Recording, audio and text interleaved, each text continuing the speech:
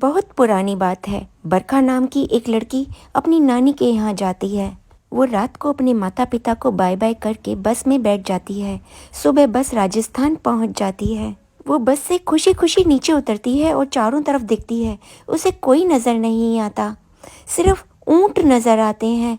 हैरान परेशान वो लड़की ऊँट से पूछती है, इस गांव के सारे लोग कहाँ गए?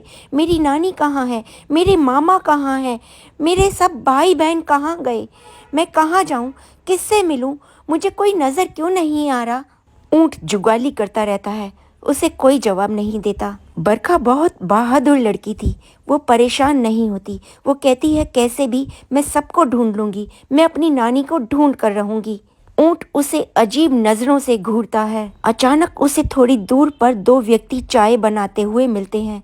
वो उनसे पूछती है, गांव के सब लोग कहाँ गए? सारे घर कहाँ गए? यहाँ पर मेरी नानी रहती थी, मेरे मामा और मेरे भाई बहन रहते थे, वो सब कहाँ चले गए? मुझे बताओ, मुझे यहाँ बहुत अजीब लग रहा है।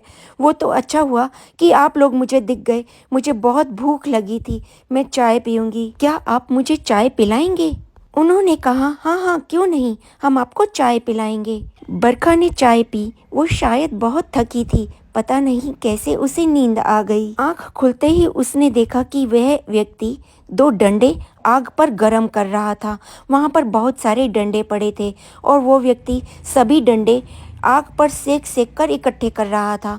बरखा डर गई, लेकिन वो बहादुर लड़की थी, वो डरी नहीं। उसने आसपास देखा। बरखा दबे पांव वहां से निकल गई। उस आदमी ने उसे नहीं देखा। उसने देखा कुछ दूर पर एक बूढ़े बाबा चाय बना रहे हैं। सर्दी का मौसम था। बरखा बहुत डरी हुई थी, लेकिन उन बाबा को देखकर वो बहुत खुश हुई। उनके पास गई और उनको सारी बात बताई। बूढ़े बाबा ने बताया कि यहाँ की चाय में कुछ अजीब सी ही बात है। यहाँ पूरा गांव चाय पीता था और एक दिन चाय पीकर पूरा गांव गायब हो गया, कोई भी नहीं बचा। जो दो चार लोग तुम यहाँ पर देख रही हो, वो गांव के बाहर से आए हैं। हो सके तो तुम यहाँ पर चाय मत पीना। बरखा ने उन्हें बताया कि उसने अभी अभी थोड़ी देर पहले चाय पी है। दो लोग यहाँ पर चाय बना रहे थे। वो बाबा डर गए और उससे बोले, अब तुम जीवित नहीं हो, तुम मर चुकी हो। इस आग से तुम्हें कोई फर्क नहीं पड़ेगा। तुम्हें वो चाय नहीं पीनी चाहिए थी। तुम अपनी नानी के पास जाओ, अब वो तुम्हें मिल जाएंगी, क्योंकि तुम भी उनकी तरह मर चुकी हो। वो ऊँट अभी भी जुगाली कर रहा था, उसे बार बार घूर रहा था। वो समझ गई वो ऊँट भी मर चुका है। बरखा को याद आया, उसकी माँ ने उसे एक तावीज़ दिया था, अगर किसी तरह वो मंदिर पहुंच जाए। लेकिन मंदिर कहाँ है? दूर बरखा को एक मंदिर दिखाई दिया। वो ब्रह्मा जी का मंदिर था। वो मंदिर गई, वहाँ पर पूजा अर्चना की। ब्रह्मा जी ने उसे लंबी उम्र का वरदान दिया। बरखा ने कहा, लेकिन वो तो मर चुकी है। ब्रह्मा जी तो उसको वरदान दे चुके थे, उन्हें उसे जीवित करना पड़ा। ब्रह्मा जी की जय हो। उसने ब्रह्मा जी से प्रार्थना की और उस गांव में रहने वाले सभी लोगों को जीवित करवा दिया। अब गांव में कुछ लोग दिखाई देने लग गए जो जीवित थे और खुशहाल जिंदगी जीने लगे। बरखा ने अपनी बहादुरी से न तो सिर्फ अपना जीवन वापस लिया, बल्कि गांव के दूसरे लोगों को भी जीवन दिया।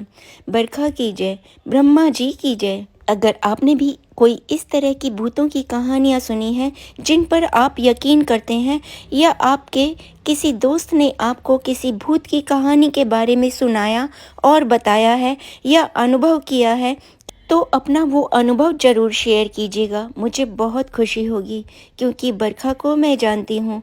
ये कहानी उसने ही मुझे सुनाई थी अपने मुंह से, और मैं बरखा पर यकीन करती हूँ और उसकी कहानी पर भी। अब मुझे भगवान पर पहले से ज़्यादा विश्वास है। अब मैं रोज़ाना मंदिर जाती हूँ और दिल से भगवान की पूजा करती हूँ।